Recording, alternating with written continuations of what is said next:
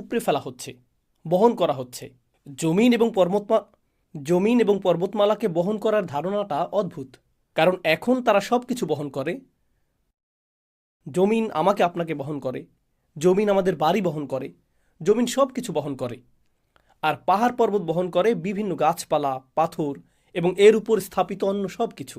তাদেরকে কেউ বহন করে না, তারা সবাইকে বহন করে। আল্লাহ ইতোমধ্যেই এমন একটি দৃশ্য বর্ণনা করেছেন যেখানে আমরা যা কিছুকে বাস্তব ভাবতাম তাকে উল্টে ফেলা হচ্ছে, বিপরীত দিক থেকে উল্টো করে ফেলা হচ্ছে। তো জমিনকে উত্তোলন করা হবে, বহন করা হবে, এর সাথে পর্বতগুলোকেও বহন করা হবে।